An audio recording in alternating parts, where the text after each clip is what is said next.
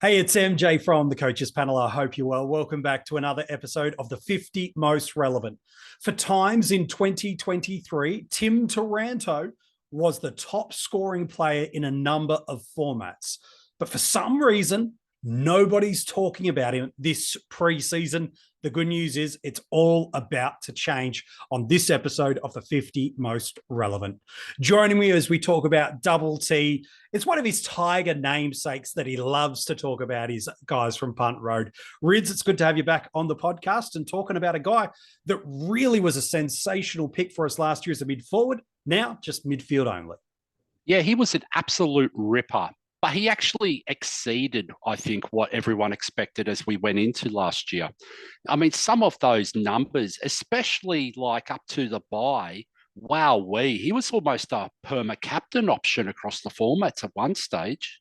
Especially in AFL Fantasy and DreamTeam, you left the captaincy on him from round one, probably right up through to the buys. You never really considered needing to take that off. If we dive into some of what he did for us last year and what he's priced at heading into 2024, he averaged 106.6 last year in SuperCoach, 13 tons, and a season and career high score of 147 in that format. He's less than $5,000 off 600K. While in AFL Fantasy and Dream Team, he's priced at over $1 million in both those formats. That's coming off the back of an average of 112.3, 17 tons from his 23 games. You want to talk about conversion of games to hundreds? He's one of, if not the best we got in these formats last year. A season high score of 147 and a career high score of 156. And Rids, over the past couple of years, we've been talking about Tim Taranto and his fantasy potential for years when he was at GWS. It was if he gets the midfield minutes, if he's not having to rest forward, if they're not trying to fit 17 guys through that midfield. And as you mentioned just a moment ago, not only did he deliver on expectations, I believe, like you, he far exceeded. He was one of the picks that if you didn't start with him last year across the formats, he left you in your wake very, very quickly.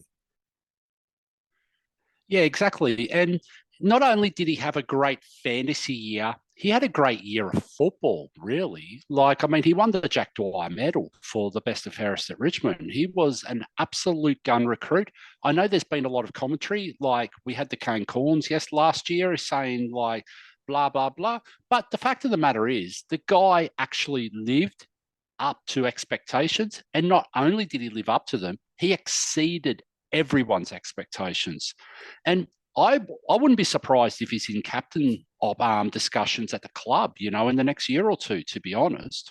It really wouldn't surprise me either. Last year, top 10 in the league for total disposals, total tackles, total clearances, and total stoppage clearances. So he has no problem getting to the football, winning the football, farming it out in those challenging environments. And then if he doesn't win it, applying the defensive pressure he needs. And then top 20 in the league for total contested possessions, total center clearances, and total handballs. Even without looking at the fantasy elements, if he's in and around the ball, he's either winning it or preventing the opposition from getting it. But geez, MJ, I mean, we've just talked him up as if he's an absolute gun, which he is. We got a lot to break down in this episode, mate. 2024, how are you doing with the draw, with the everything, the change of coach? We got a lot of question marks around the place. We should start breaking it down, mate. All right, well, let's do that. Last year, he finished 8th in AFL Fantasy and Dream Team by averaged more than Tom Green, more than Andy Brayshaw, more than Rory Laird, more than Caleb Sarong, and top 5 for total points. Only Bont, English, Marshall, Dawson, and Goulden had more than him. So he's right up there with those guys in SuperCoach. Top 30 averages for all players in that format, just outside the top 20 for mids, and ranked 16th for total points. If we want to break down this season a little more and then start to unpack this 2024 season, an average of 112.3 in AFL Fantasy, 17 tons, 9 of them over 120. Just the 2 sub-80 scores, while in SuperCoach, 106.6 seasonal average, 13 tons, 5 of them over 120, and just the 3 scores, all coming at the back end of the year under 80.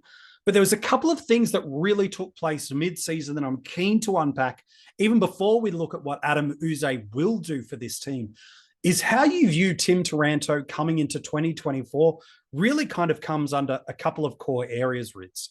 Is it the pre-buy number or the post-buy number that you choose to believe about Taranto? Is it the under Damien Hardwick coach time or under the mini coach time?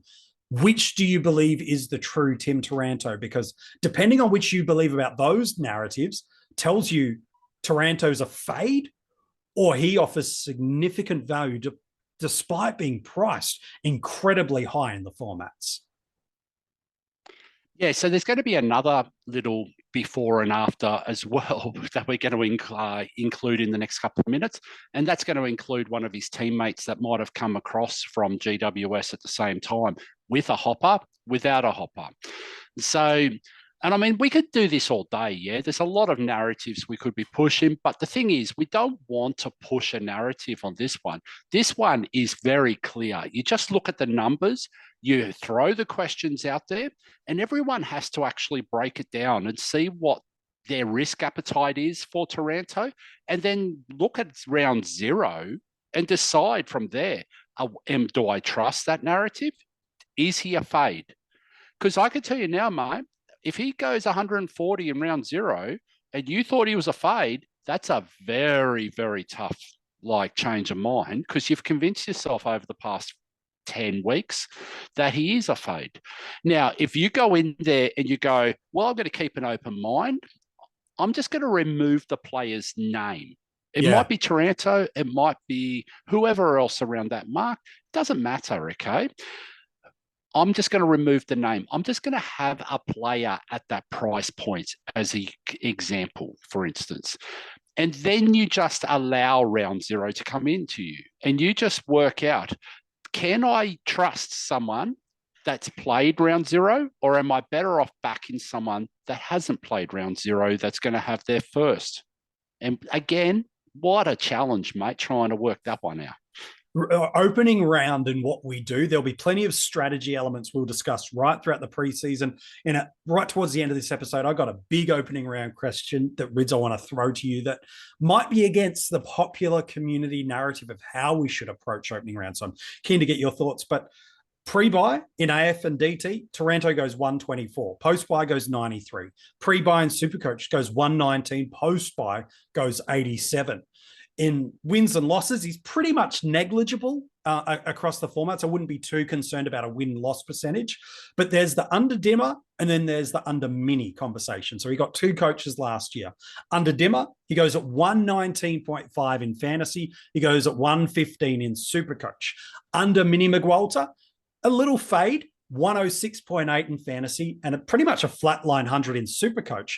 But the first four games, that gap between DreamTime at the G, the bye coming at Richmond, and Mini just letting the Tigers play, he goes at 137.75 in AF and DT and 130.5 in SuperCoach. There was a lot that changed at Richmond in that 4-week period, Rids. I know you're a Tigers fan. It was almost like the club found its love of football again, and then post-bye, the mindset changed within the club that maybe we need to change because this could be our future coaching play. And I've only just mentioned his name a minute ago, but Hopper didn't play in any of those games. Okay, so whatever you think that means, that's fine. Make up your own mind, Radio. But the fact that Mini has taken over, it was just a surprise, coaching resignation by Dimmer somewhat. So he's pretty much pulled the pin after the Essendon loss, where he deemed that he wasn't actually, he's out of contention for finals. So there's no good to go keep pushing on. So he's sort of thrown it up. So Mini then takes over. And he says, okay, I'll be the caretaker coach. So this is where my fan brain was working. So I removed the fantasy stuff. So Mini's like, you know what? I can't impact this team with anything new. So I just got to keep going the way it was. So he just played the Dimmer style until the bye. And then what happened at the bye was, Mini's probably not even thinking he's a chance to get the job at this stage, MJ, because it's all such a whirlwind at the moment. So what happens is the bye comes around. Richmond then select a coaching panel to go select a new coach. And they go, hey, Mr. Mini, we want you to come and advertise and apply for this one, okay? So he then goes in and he goes, you know what? My mindset has to change. 2 weeks ago, I wasn't even aware I was ever going to be here. I have no ambition. I've got nothing to gain out of this. Right now, I actually have everything to gain. I could be a head coach of a senior team, if I do well enough over the next period of time. So there's that. We've got a whole heap of other stuff all over the page. So long story short, we got so much variables here. We don't know whether any of them actually matter, if they're real. We don't know. We have no idea yet. But the fact of the matter is Hopper returns after the bye. Straight away, because of that lead up into the bye, everyone's got Taranto as their number one captaincy option moving forward, okay? Hopper returns. He punches out 100 in SuperCoach for the rest of the year. That's in every game, mate. He punches out 3 in DreamTeam and SuperCoach, but they're none of the ceilings we've grown accustomed to, radio, the 130s, the 140s. I mean, you can only have a look at that Port Adelaide game in round 11, 145 in DreamTeam AF and 147 in SuperCoach. We don't have those ceilings anymore. They just disappear. Why?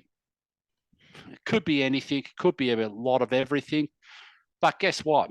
We don't know. It's a lot of guesswork to try and work through all of that. So the stats are pretty simple, yeah? The games with Hopper, 1 to 9, he averaged 120. Without Hopper, from 1 to 9, he averaged 111. So there's not much difference there because Dimmer was around.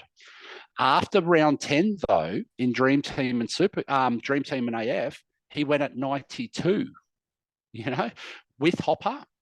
But without Hopper, he went at 128.5. Now, that's highly weighted because of that stretch of games that we just talked about pre-bye. It is ridiculous, okay? SuperCoach, it's not as huge, but after round 10 with Hopper, without Hopper, we're talking 85 with Hopper after round 10. We're talking 122 without Hopper. That is significant. We're talking 35 points of difference, mate.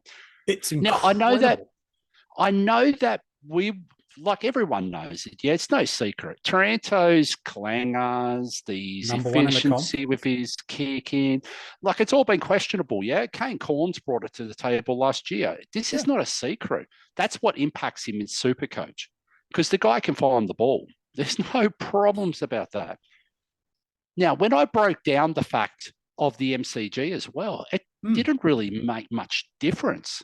But the reason why I looked at that was because of his draw this year, MJ. He goes Suns at Gold Coast. Now, I just want to call this out as well in round 0. It's the game. It's at afternoon time zone of 4:20 p.m.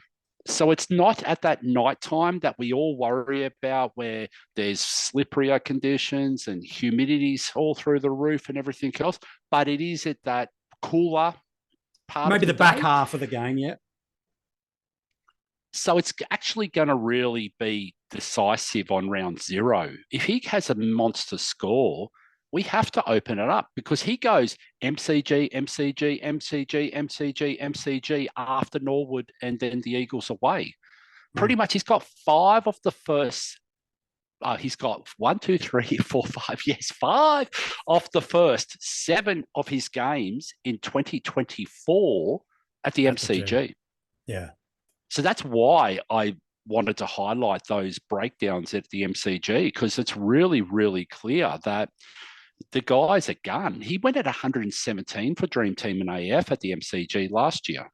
He goes okay, doesn't he? There's a couple of things I'm keen on you as we move forward because so much is unknown about Richmond this year. And there's 2 things Richmond specific I want to get your take on. And then one is coming back to this opening round because you've been laying this thought work for us a little bit of what happens if opening round he returns that monster? I want to get to that in a moment. But the two unknowns about Richmond are the Adamuze effect. What is this game style, structure? And then the second thing linked to that is, who are the playmakers in and around this midfield mix? The reason I want to bring up Uze is because at his previous team, where he was a senior assistant coach at Melbourne, it's well known within the AFL industry that he was a key driver of the game style and the strategy of how Melbourne went and played. The reason I bring that up is there's arguably some parallels of game style of Tim to a Clayton Oliver. That there's enough there. And could Tim play the Clayton Oliver role that we saw happen at Melbourne? Because if he did, the past 3 years, Clayton's gone 108, 112, and 113 in AF and DT. And he's had 3 years of 120 plus in SuperCoach, 123, 127, 120. So yes, they're not the same players, but there's enough parallels to be there. Do you see this potentially unfolding for us, Rids? I know it's just a lot of estimation and guesswork until we see and hear more in January, February, and March. Could we see some parallels of scoring and role of what we've had Clayton Oliver do to what Tim Taranto could be under the Adamuze regime? So I think it's a very, very interesting discussion point, because if we look at Melbourne and we look at Richmond, pretty much you could argue that Melbourne's contending okay over the last 3 years. Richmond right now, people have pretty much predicted them to be the bottom 4-6 teams of the comp. Sure. So they're not going to have that aspect as well. But I think it's more around personnel. As Melbourne has been in that pocket of contending for a few years now. But really, if you look at Melbourne, it's really Clary or Traka or no one. Because really, Viney's just a contested beast inside. Yeah, he's a gun footballer, but there's no one like that. Look at Richmond, though. We've got Shea Bolton. We've got Dustin Martin. We got Jacob Hopper. We got Dion Prestia. There is potential here that whatever Uze thinks is going to drive and impact Taranto. So there is a world here, MJ, and I just want to quickly throw this out as well. There is a world that Taranto is going to become a forward at some stage if Uze believes that Richmond's better served with that dynamic Shea Bolton in the midfield, because that's a like-for-like swap pretty much.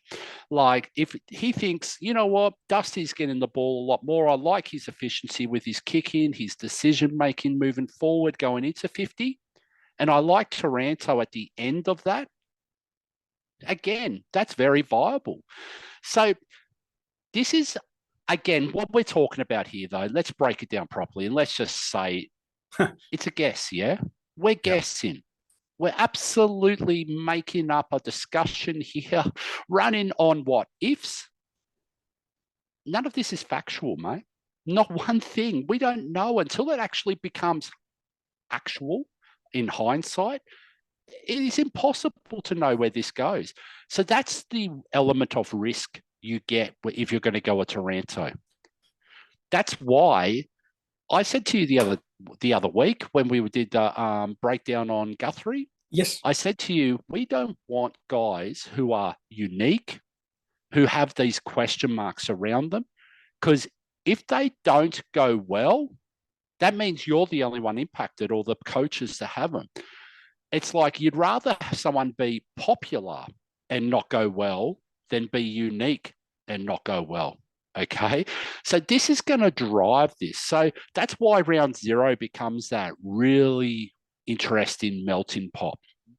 It certainly does. He's in 3.4% of AFL fantasy teams right now. DreamTeam and SuperCoach have the team pickers. That data's not readily publicly available for us. But talking about unique, I definitely believe he's going to sit in a similar level of low ownership. Let's unpack this opening round before we wrap up the episode. You've mentioned a few times what happens if he goes well. Let's run that thought gauntlet that he comes out with a 120 plus across the format. Because I think the reality is if he goes even a ton or a 105 or a 90 or anything in that territory, people are like, no interest, don't worry. But players that play opening round will have a bye round somewhere in the next 5 to 6 weeks. For Richmond, it's at round 6. So he will be available in round 1, 2, 3, 4, 5, and then he rests, meaning he will get that potential accelerated price movement, both high or low, that is loaded into opening rounds. So let's say he goes, let's pick a score, 130, just across the formats. 2 questions for you. 1, what would that do to your increasing or decreasing desire to pick him? And then the second question underneath that is, can we actually start premiums that have an opening round matchup and a bye in the first 6 weeks of the year? Okay, first things first, let's make it just Taranto for now. If he scores 130 plus, which is a monster score, huge, it decreases my interest in him, in selecting him, only because it will increase others' interest. So I'm moving the risk onto those teams, not my own. Okay, so I won't invest there. I won't even go near him, because the same question marks we got right now that we just called out will still exist after round 0. The main problem you got is you're not getting those points. And unfortunately, he's priced at 112 in AF and DT, and you're just not going to get that value that's required. More general discussion around premiums. The only premiums I would consider for round 0 is anyone that I consider has 10 points of value, has 10 points of upside across it. Because at the end of the day, why would you go there anyway? Because you can miss in that one game of football when they have the early bye. So either you have a plan to sideways or through it, but that means you're going to miss someone else that's very important. It's the guys like Walsh, Kitty Coleman, and so on and so forth. And I'm not sure whether they'll appear at some stage or not in the 50, but we'll have those discussions anyway as we move into 2024. Like, they're the ones that I go, you know what? Walsh is 95, priced at 95. I can see him going 105. Yeah, why not? Like, why wouldn't you jump on that one? Taranto at 112, unless I see him going 125 like Dane Swan or a Tom Rockcliffe or Tom Mitchell in years gone by, there's just no benefit, because you're just going to lose those points in round 6, mate, and you're likely going to have a rookie fielded to take his spot for those. So you might lose up to 70 points, like potential. If you're playing rookie roulette, it's going to make it harder.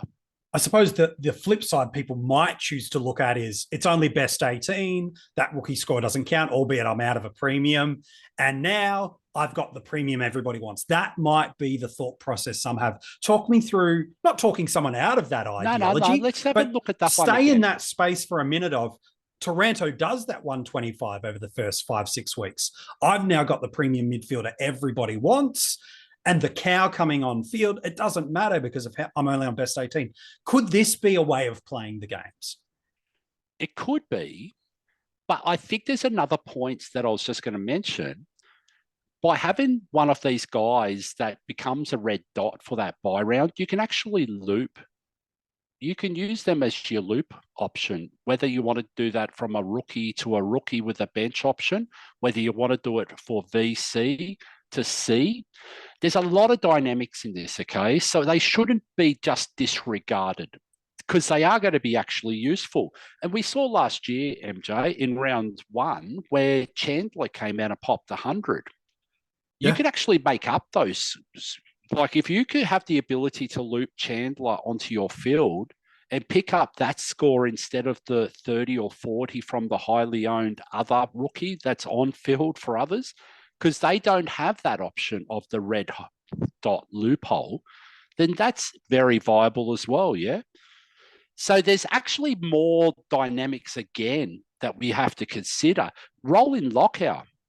It's huge. You might go, you know what? I've got a guy that I think's got a huge ceiling that I want to put the VC on early, and he's got an early game in that round that he has misses.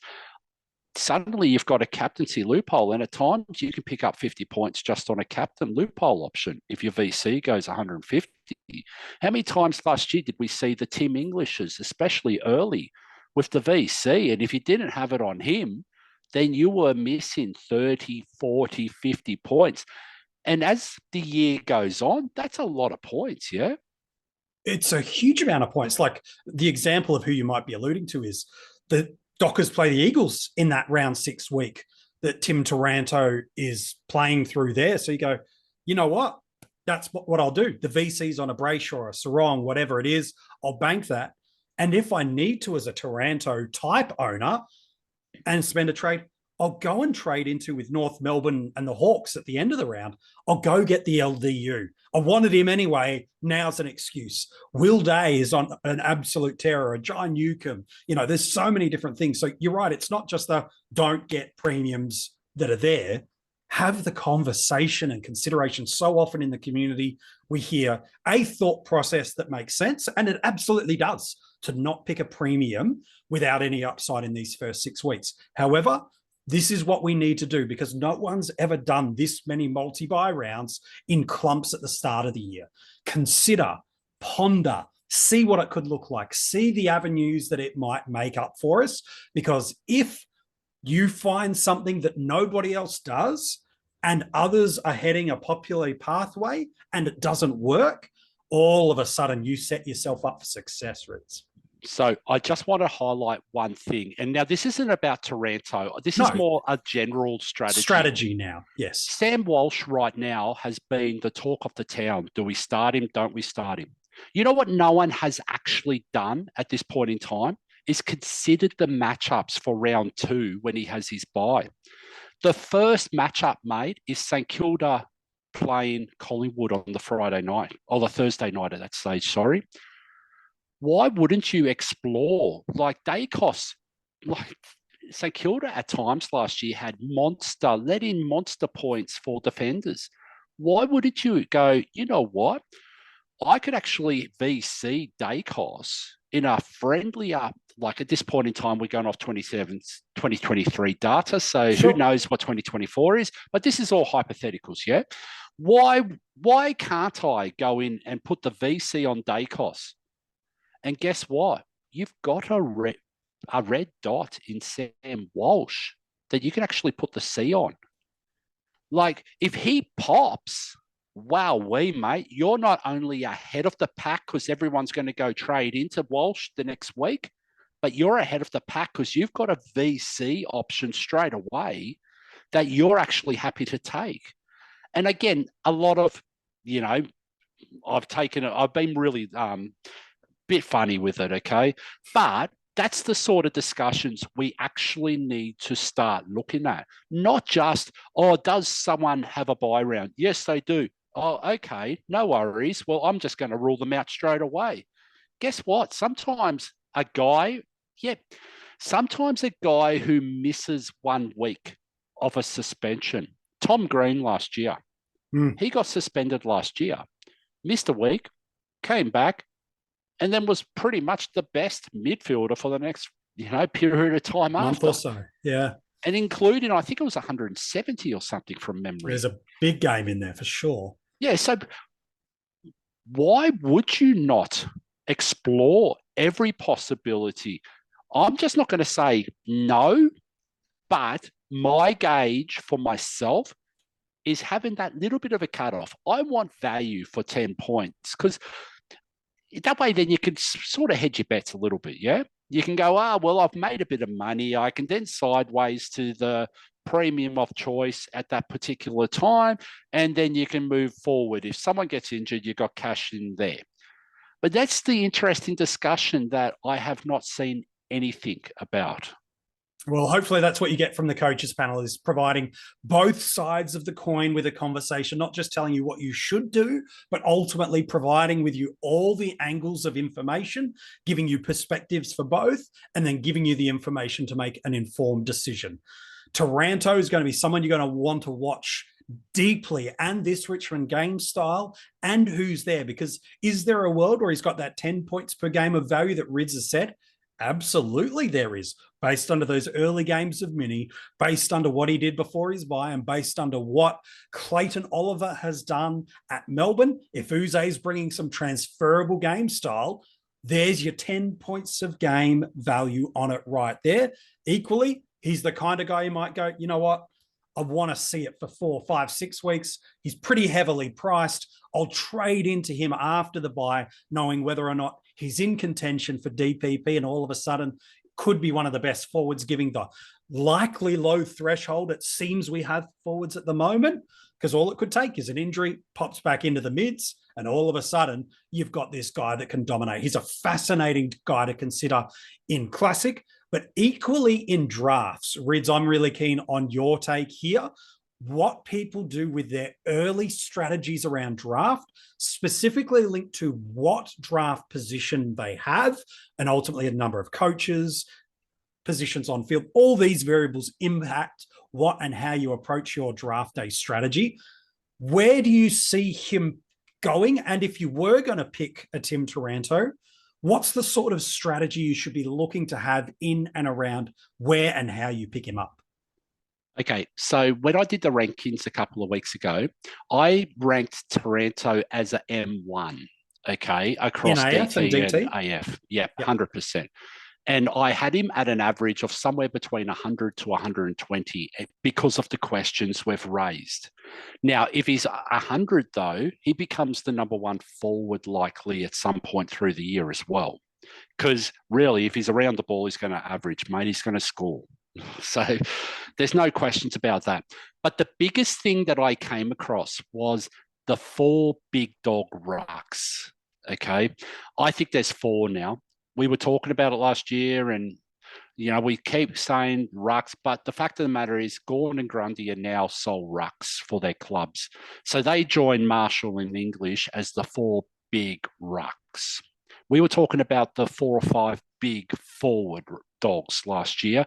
Yeah. It's now the 4 big ruck dogs, pretty much, in a draft perspective. So what happens then, though, is it's really the pick you get in the first round that drives your decision on what you're going to do. Because if you can get one of those 4 big ruck dogs, okay, and that means Taranto is going to be there as your M1 on round 2 with your next selection, that's a very, very solid first 2 picks, mate. Oh, yeah. Yeah, because you think that, guys like Zachy Merritt, you'd think that guys like even Andrew Brayshaw, probably Laird, maybe Dawson, a couple of others would go before Taranto if it was just a mid in AF and DT for sure. Selected. Yeah, 100%. Okay. Bontempelli across the board would be almost the standout number 1. Mid, if you were just going to do that. And that's with SuperCoach and AF and DT, okay? So that's where I landed with this one, because it's such an interesting year for mids in drafts. Yeah, how people structure and strategy it up, I'm keen. I've probably got an M3 in SuperCoach, priced, based on his seasonal average last year in that sort of 25 to sort of mid. So that's putting him at an M3, which means, again, depending on how big you go on those early rucks, what you do with those couple of top-end defenders, and how comfortable you are to take a forward inside the first 5 rounds, those variables might see him push out to a 5th or a 6th round selection. But for me, I've got him M3, and I'm with you. M1 and your drafting position on that first round ultimately dictates a lot of your strategy and who you pick first, who you handcuff with. Because with draft, each pick needs to protect and support the next pick.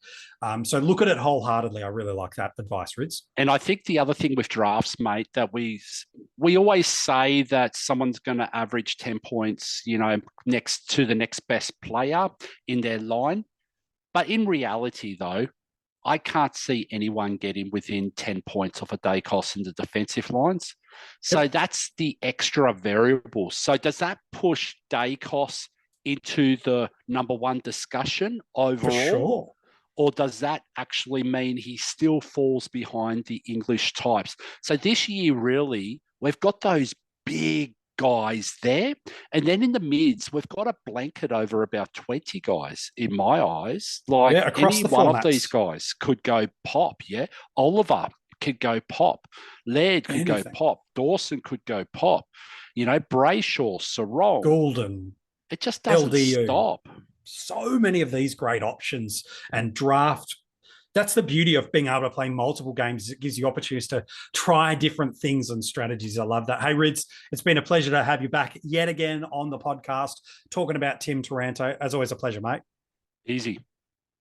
If you want to go and check out the article on this episode, it is available for you alongside all the other players of the 50 most relevant right now at coachespanel.tv, wherever you're checking out this audio or video episode. The good news is we have got a ton of other episodes already available for you of the 50 most relevant. They're available wherever you're getting this episode. Go back, subscribe, follow, get those notifications on. So as soon as another episode of the 50 most relevant comes, which is tomorrow, by the way, you'll be able to check that out. In about 30 seconds time, I got a clue for you about who's coming next in the 50 most relevant. Let's see who, if you can guess who it is, but make sure you're following across all the social media handles, all the details of where you can find us, and join the discussion with the community you can find in the description of this video. And if you are loving the content you're getting from the Coaches Panel this preseason, I'd encourage you to support us in a couple of different ways. One, leave a 5-star rating and review wherever you're getting this audio podcast from, or become a Patreon for just a few dollars a month.